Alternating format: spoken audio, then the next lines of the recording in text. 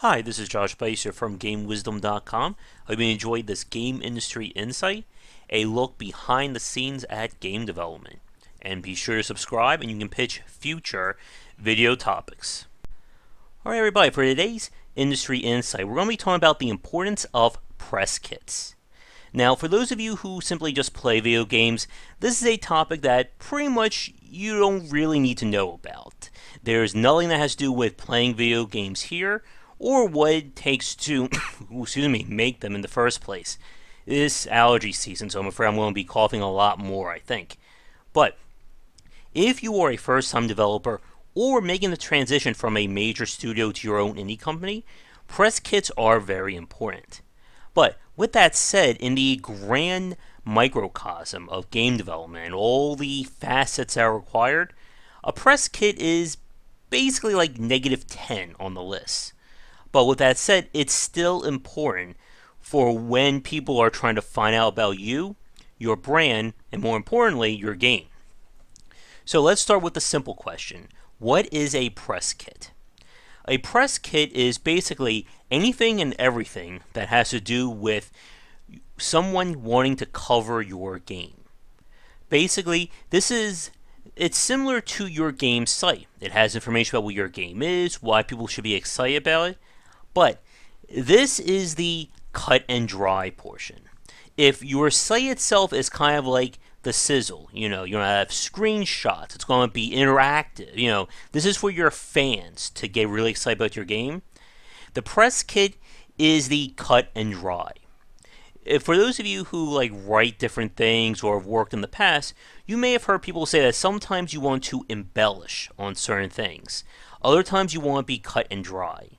The press kit is the time to be cut and dry. People who are reading the press kit, they don't want, crazy descriptions or this is the most amazing game ever kind of things. This is very basic, very black and white. Again, think of this as almost like a Wikipedia definition for you and your company. Now, with that said, it's important to talk about what kind of information should be in a press kit. So for you developers watching this, get ready to take some notes. So the first thing, obviously, what is your company? What is your company about? Basically, when was your company formed? Who works there? What's your pedigree or background? Are you all brand new to the game industry? Are you veterans with 15 plus years of experience? Again, this is the kind of stuff we need to know just in terms of the backstory about your game and your studio. Then, a little bit about yourself and about your various members of your team. Again, nothing insane.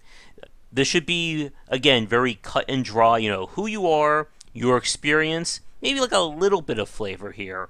But again, we don't care about, if you have your own barbershop quartet, that kind of thing. The next thing, again, what is your game about? Like I said, this is not going to be for your fans. We want something very easy to explain. Again, think of it like a paragraph or two about your game. If you had to describe your game to someone who's never heard of you before in 15 seconds, this is what we want to hear. Next, we want media. That is videos, screenshots, things that are easily marketable about your game. Now, for me, I usually take screenshots from websites or from in the game, but it doesn't hurt to have some very marketable screenshots that people can use. These would be action shots, footage of your game without the UI, what's it called again? I'm trying to remember. There's a term that's used for games that when you press the key to take a screenshot, it removes all the UI elements. And I cannot remember it off the top of my head. If anyone knows what I'm mentioning, please leave a comment below. And of course, like I said, videos of your game. Again, these are things that if I could take this, I could easily put this into an article. I could maybe make a little video about and show some footage, stuff along those lines. Contact information. Again, this is for people like me who are trying to get in touch with you about your game. So make it as easy for us to get in touch with you as you can. Whatever email addresses you're comfortable with, go for it.